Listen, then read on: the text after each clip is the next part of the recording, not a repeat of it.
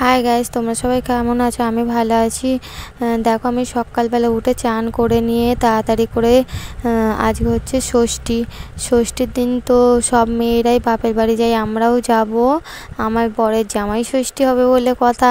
দেখো, এদিকে সব আমি রেডি করে নিয়েছি, খালি আমি নিজে রেডি হতে বাকি আছি। সোনাকে ঘুম পাড়িয়ে রেডি হব। আমি তো সকাল সকাল একটা টক দই দিয়ে শরবত করে নিয়েছি, আমার শ্বশুরমশাইকে দিয়েছি, তোমাদের দাদাভাই খাচ্ছে এবং আমিও খেয়ে নিয়েছি। আর তারপর সোনাকে ঘুম পাড়িয়ে দিয়ে আমি রেডি হব, তোমাদের দাদাভাই ওর কাছে বসবে, বসলেই আমি রেডি হয়ে যাব সব কিছু, সেই জন্য বার করে নিয়েছি। সোনা এদিকে আমার কোলে শুয়ে আছে। তো ষষ্ঠীর দিনকে তো মেয়ে জামাই একসাথে গেলেই ভালো লাগে। তোমাদের দাদাভাই বলছিল যে আমি কাজে মিলে না, দুজনে একসাথে যাবো। দেখো, আমি পুরো রেডি হয়ে নিয়ে তোমাদের সাথে দেখা করছি, ক্যামেরার সামনে এসেছি। দেখো আমাকে, আমার লুকটা কেমন লাগছে সব কিছু। ষষ্ঠীর দিনকে একটু বেশি না সাজলে হয়, আমি সাজি, তবে ষষ্ঠীর দিনেও একটু বেশিই সেজেছি।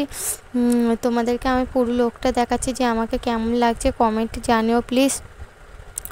তারপরে এদিকে তোমাদের দাদাভাই আমার রেডি হয়ে গেছি, তোমাদের দাদাভাই এদিকে রেডি হবে।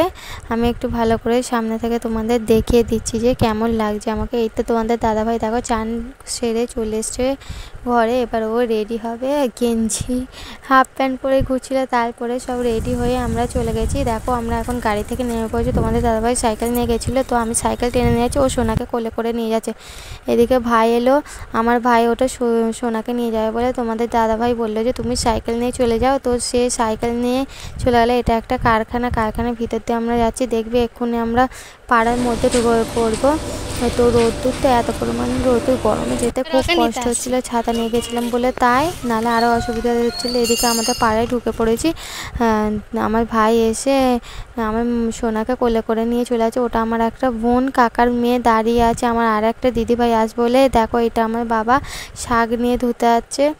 আমার বাবা বলছি এত দেরি করে, 10:30 বেজে গেছে। আমরা যখন গিয়েছিলাম, এইটাই হচ্ছে আমাদের বাড়ি। তো আমরা যেমন, আমার মধ্যবিত্ত খুব, আমার বাবাও মধ্যবিত্ত, আমার হাজব্যান্ডও মধ্যবিত্ত। এইটা হচ্ছে এখানে মা রান্নার ষষ্ঠীর জোগাড় করছে। এই ঘরটার মধ্যে টেবিল চেয়ার, একটা তক্তপোষ, পাখা এইসব আছে, ওটাতে খাওয়া দাওয়া করা হয়। আমার বাবা নিচে বসতে পারে না, সেই জন্য এইটা হচ্ছে আমাদের ঘর।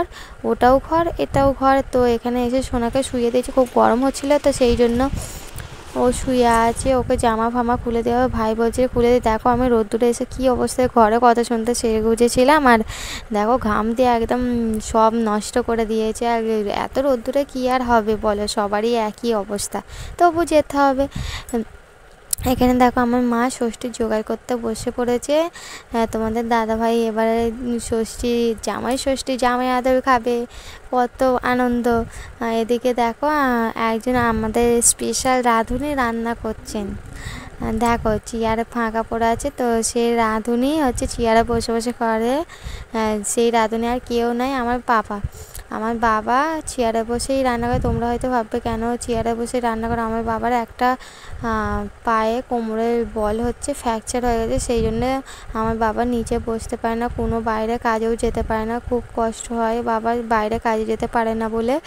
তো কী করে হয়েছে না হয়েছে সেটা আমি পরে একদিন তোমাদের সাথে শেয়ার করব। এখানে আমার বাবা রান্না করতে বসে পড়েছে, মা ওদিকে ষষ্ঠীর জোগাড় করছে, সেই জন্য আমি সোনাকে নিয়েছিলাম, নিয়েই ভিডিও করছিলাম। তোমাদের দাদাভাই একটু নিতে। দেখো, এইটা আমার ভাইয়েরা রথ করে প্রতি বছর আষাঢ় মাসে রথ তৈরি করে রথ বাইরে বার করে। এবছর আবার নাকি নতুন একটা অর্ডার দিয়েছে।